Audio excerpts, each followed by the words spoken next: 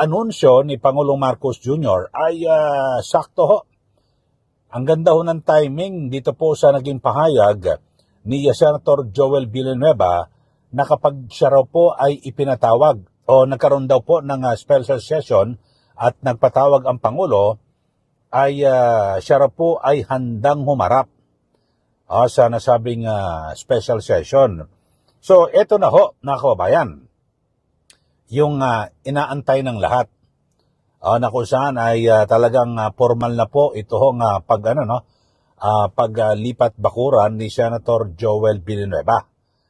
At ang ito, bagamat ang sinasabi po ng Pangulo, dito po sa special session, nababanggitin ka lang ho kasi pagbabasihan po natin itong Proclamation 1318 at kasama raw po sa layunin ng special session ang pagbibigay daan sa Commission on Appointments upang matalakay at mapagpasyahan yung mga nakabinbing appointment sa miyembro po ng gabinete at din po sa militar at foreign service. Sana ho yung mga napakarami ho ng mga miyembro ng gabinete na ngayon ay puro acting. Sana ay agad ho silang na madaan po dito po sa Commission on Appointments. Kaya lang dapat, pero malabo ho ito, parang malabo ho ito mga kababayan. Kasi hindi pa naman na-reorganize diba yung Commission on Appointments? Paano ho kaya nila maipapasa yung appointment ho ng mga gabinete, militar at foreign service?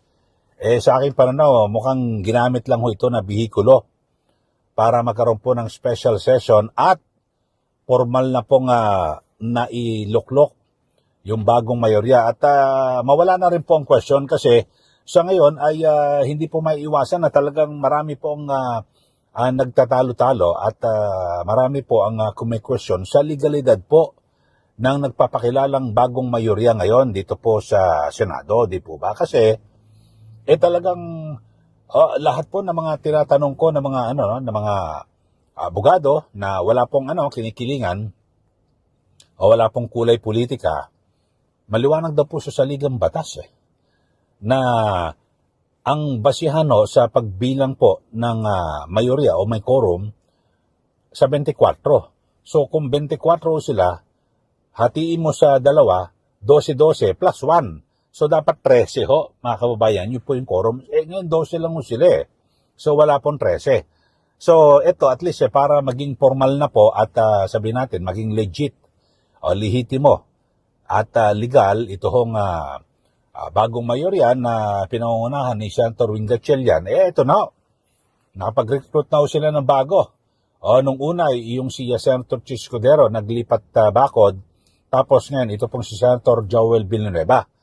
Na kung saan, napakarami ho ng mga espekulasyon at aligasyon na tila na pressure. Ito pong si Senator Joel Villanueva. So, yun nga ho, mismo yung pati yung tatay, sumaklolo na rin po, mga kababayan At ang sinasabi, sundin ang konsensya. At yun ho, sabi ho ni ni Sibak, Party List Representative Eddie Villanueva sa kanyang anak. Sundin ang kanyang konsensya. At siyempre, ang sabi niya ho, talagang, yun ho, mga kamayan, siyempre, talagang, kung ano raw ang gusto ho ng Panginoon. Ginamit po ang Panginoon Diyos, yun daw po, ang sabi, sabi niya, tingnan natin Ang sabi po ay, sundin mo ang konsensya. Sabi raw po ni Congressman Eddie Villanueva sa kanyang anak na si Senator Joel Villanueva. Tapos, kung ano ang perfect will ng Diyos, yun po ang sundin. Yun ang sundin mo. Huwag yung mga politikong kaibigan mo, makasahamahan mo ay po kay Villanueva, kay yung sa tatay.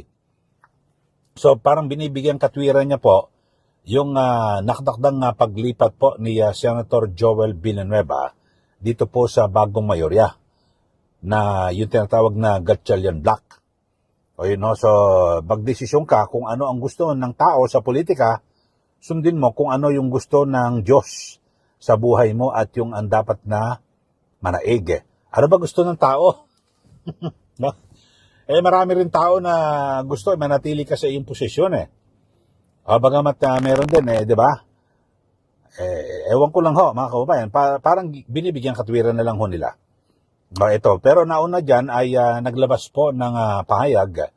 Ito pong si Senator Joel Villanueva at kanyang binabanggit, sabi niya, we will be there.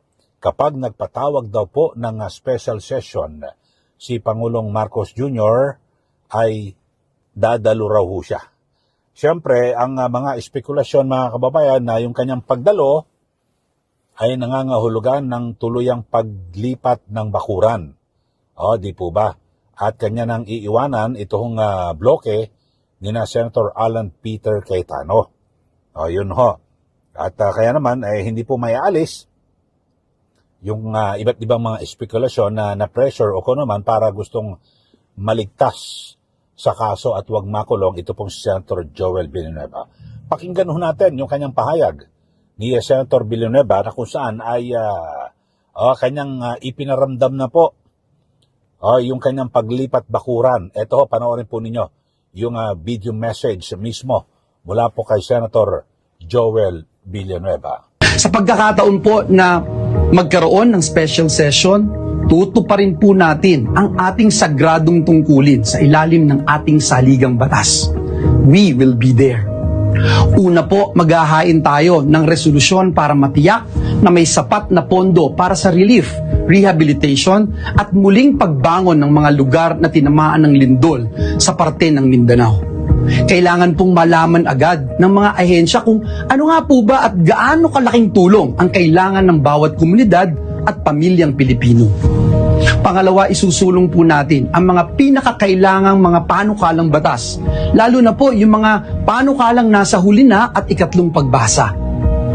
Ikatlo, bibigyan katiyakan po natin ang ating mga kapwa lingkod bayan na naghihintay ng confirmation ng kanilang mga appointment. Lalo na po ang mga opisyal ng ating sandatahang lakas. Mga kapwa kong manggagawa sa ubasan ng Panginoon, hindi po ito panahon ng kampihan.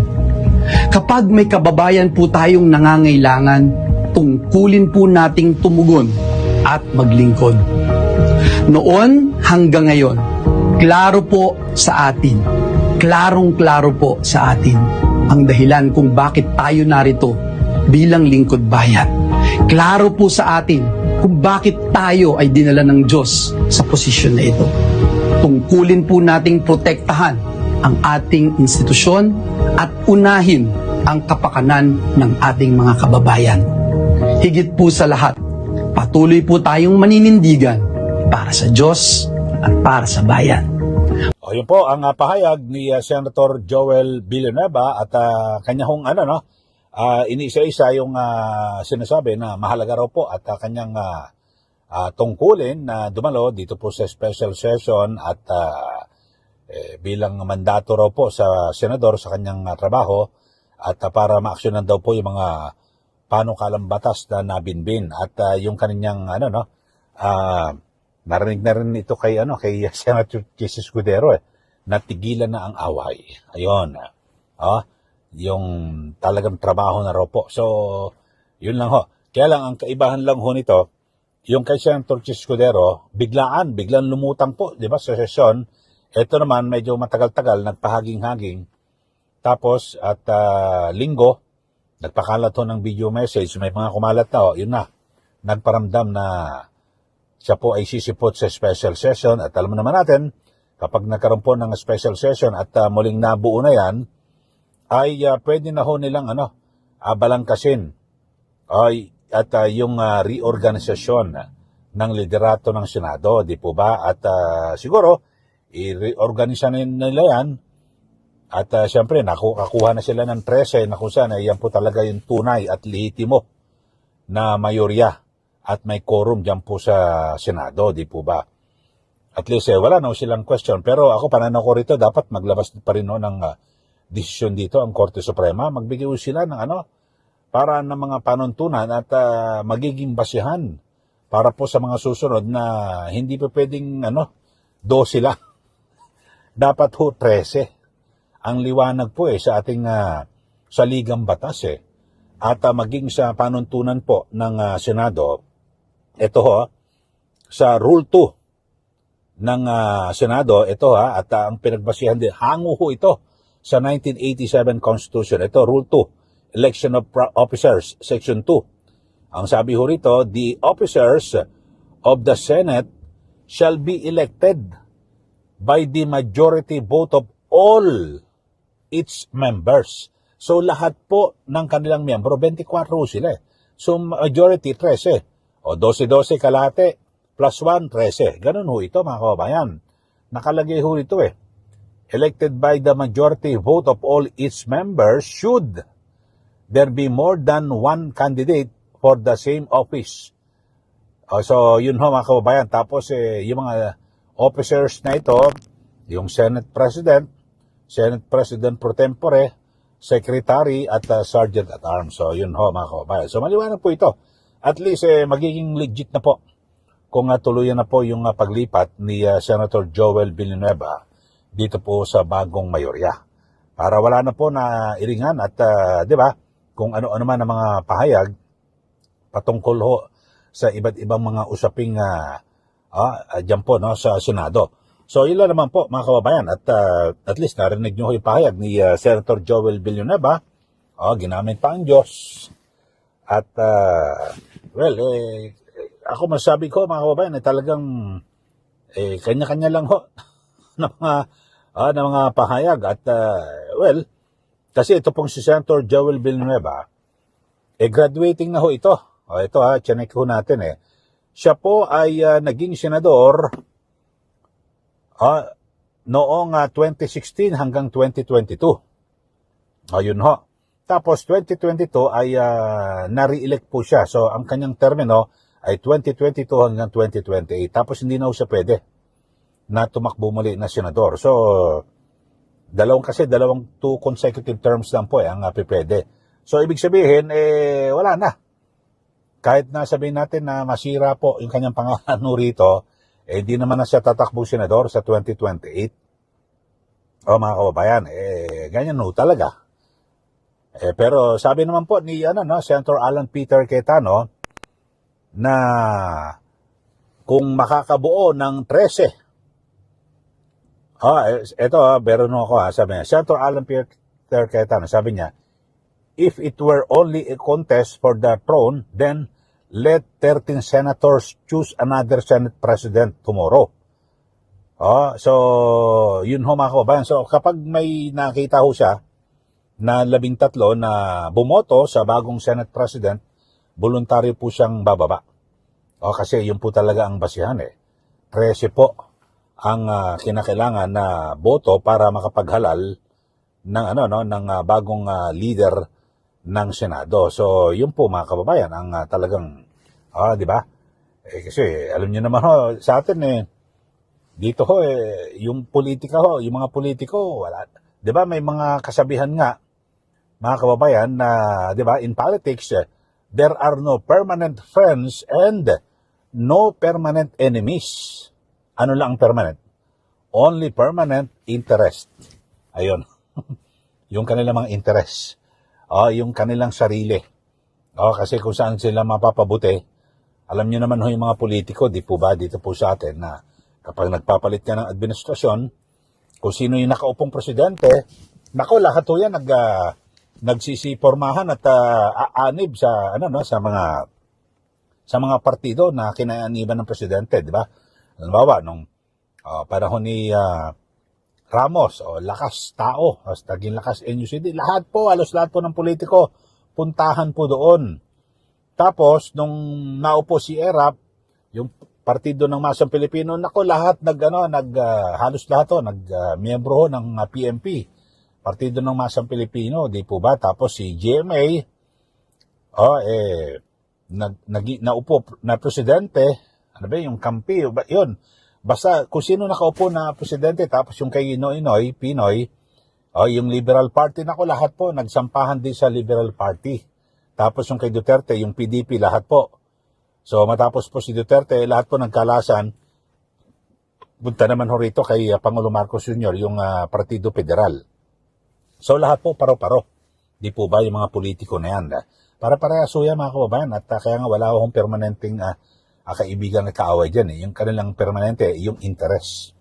Mga kababayan. So talagang yan po ang mga asal na mga politiko dito po sa ating bansa. Kasi wala ho, magulo po yung ating sistema eh.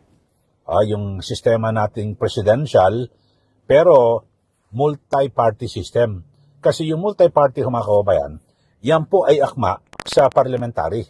Iba't ibang mga partido, maraming partido.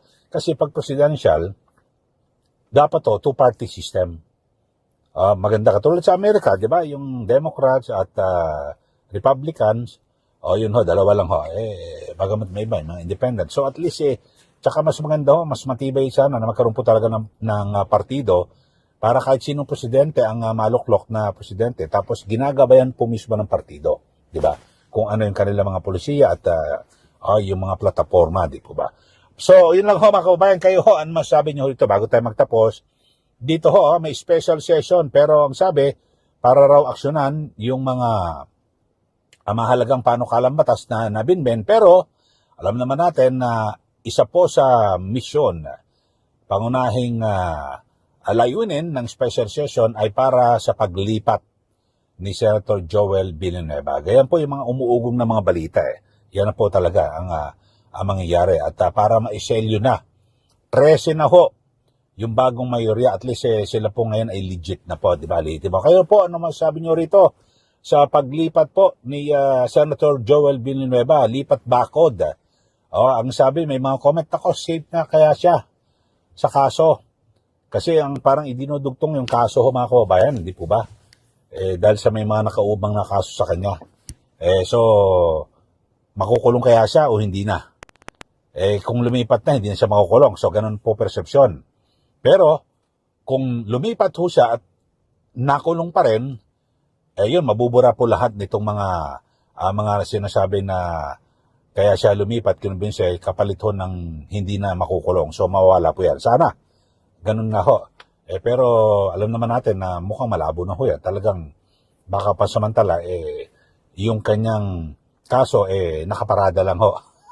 Nasa isang parking area lang ho. Parang katulad kay Senator Jesus Cordero. So,